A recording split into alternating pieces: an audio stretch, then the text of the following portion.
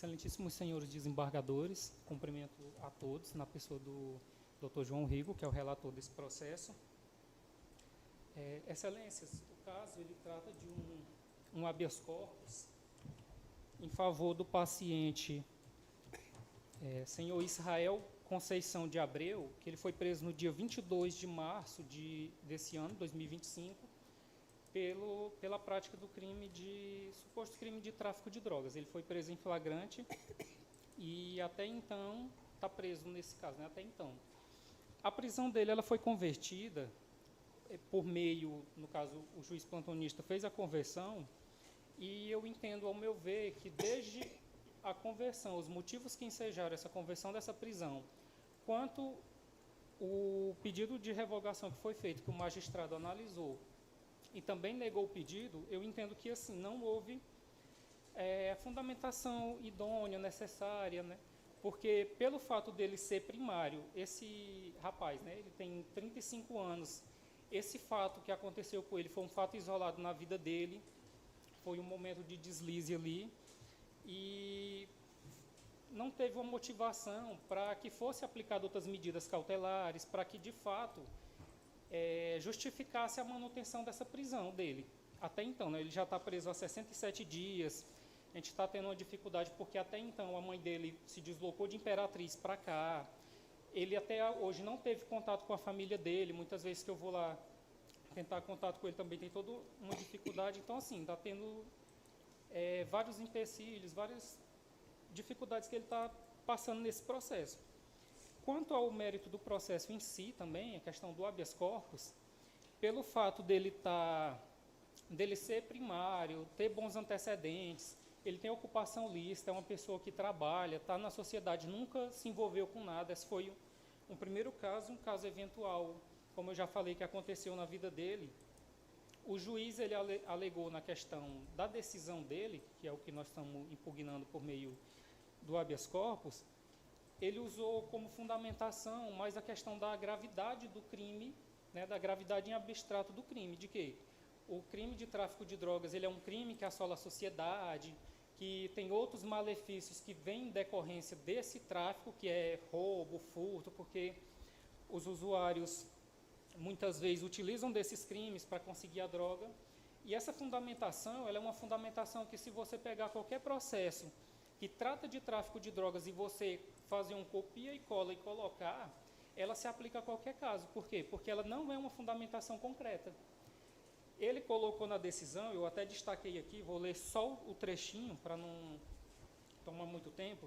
Ele fala assim: o crime de tráfico de entorpecentes, sem dúvida, é de extrema gravidade, visto que repercute em toda a sociedade, especialmente o sistema público de saúde, ante a precariedade das políticas, né? Sem contar o incremento da criminalidade ante a prática de furtos e roubos praticados. Mais à frente também, ele fala: assim, nesse ponto, entendo que a prisão visa garantir a ordem pública na medida em que indício aqui coligido indicam a prática do tráfico de drogas, resguardando do risco de que, em liberdade, possa contribuir para o fomento de tal prática causadora de tantos malefícios sociais. Ou seja, mais uma vez, mais uma alegação genérica. Abaixo, ele junta também um julgado do STJ, que, em negrito, ele até diz assim: a jurisprudência consolidada do STJ reconhece que a quantidade, a natureza e a diversidade das substâncias constitui fundamentos adequados para a decretação da prisão preventiva. Só que, assim, a quantidade da droga, a natureza por si só, ela não é motivo suficiente por si só para gerar essa manutenção dessa prisão preventiva. Tanto que no próprio julgado colacionado pelo juiz abaixo, no item 4, ele fala assim: a necessidade de se interromper ou diminuir a atuação de integrantes de organização criminosa enquadra-se no conceito de garantia de ordem pública, constituindo fundamentação cautelar idônea e suficiente para a prisão preventiva. Ou seja, nesse caso aqui, que foi esse julgado que foi invocado pelo magistrado, ele fala a questão de quando, pelo fato da pessoa ser primária, ter bons antecedentes, mas mesmo assim ser motivo para manter essa prisão, é justamente pelo fato, quando há uma necessidade de, por exemplo, uma desarticulação de uma organização criminosa ou de alguma outra prática, né, para fazer essa diminuição ou essa interrupção dessa prática. Só que no caso dos autos aqui, o paciente ele não integra a organização criminosa, não é um fato habitual na vida dele, igual eu falei, foi algo simplesmente que aconteceu ali, uma eventualidade. Eu até, sempre que eu fui no Ministério Público, né, doutor Bignotti me atendeu muito, assim, gostei bastante. Até então, todos os lugares, sempre que eu venho no Ministério Público, quando eu venho despachar algum processo aqui, eu sempre sou muito bem atendido. Isso eu reconheço, né, isso dos órgãos. E eu até, dando um exemplo para ele de uma situação que eu tive lá em Araguatins, um rapaz também foi preso, ele ficou cerca de 21 dias preso. Só que eu sempre falo assim, a polícia do nosso estado é uma coisa que a gente tem que reconhecer. Apesar de, às vezes, alguns pontos, algo pontual que acontece, né, um erro e outro, mas a nossa polícia ela é muito eficiente. E esse rapaz, ele estava vindo de Imperatriz e a polícia pegou ele já em Araguatins. Eu acho que ele estava começando a querer entrar nesse mundo da ilicitude, né, e a polícia já, assim, ele mostrou as garrinhas dele, a polícia foi lá e cortou. E, desde então, isso foi em 2021, estava na pandemia ainda. De lá para cá, nunca mais eu vejo as histórias dele, às vezes eu converso com ele, ele voltou a trabalhar, ele era servente de pedreiro e tal, e ele voltou. Acho que aquilo ele ficou com tão medo na vida dele, que o meu pai até fala assim, né, o homem, quando ele tem vergonha na cara, ele pisa na cadeia uma vez, depois ele não pisa lá nunca mais. Então, assim, eu chamo a atenção para esse caso do Israel por causa disso, porque ele tem 35 anos de idade, ele tem a pizzaria dele, mas o esposo dele, que eles trabalham junto, e nesse tempo todo o histórico da vida dele, ele não tem nada anotado na ficha dele, nem uma contravenção penal, nem nenhuma outra coisa, entendeu? Foi algo mesmo, um fato isolado. Então, eu creio que sim, se for aplicada uma medida cautelar, por exemplo, comparecimento na comarca para assinatura periódica, ou se for o caso de uma tornozeleira, eu creio que seja o suficiente para ele. E porque, assim, igual a questão da família dele, que eu falei, a mãe dele, que já é meio idosa, já está sofrendo por isso, ela quase todo dia me procura para ver como é que está, porque é aquela preocupação, né? É a mãe, querendo ou não, acaba que sofre um pouquinho mais.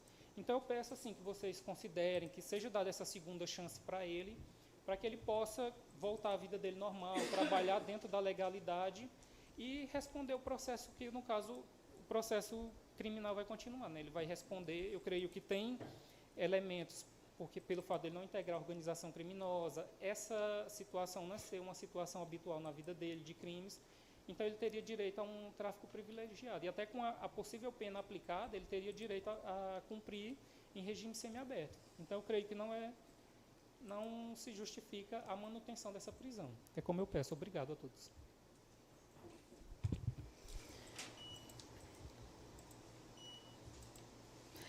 Obrigada, doutor Arlisson, parabenizando pela sustentação oral.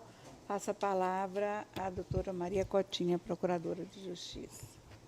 Meus agradecimentos, doutora Etelvina, presidente dessa Câmara.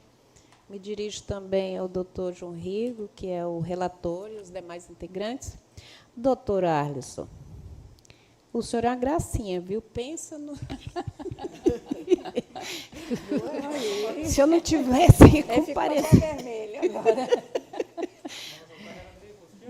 É a segunda vez que eu venho. O senhor é pai dele? Ah, tá. O senhor está de Parabéns, parabéns, mas o senhor é uma gracinha, sabe? Olha, eu até estou sem jeito, porque eu estou com o parecer pronto aqui.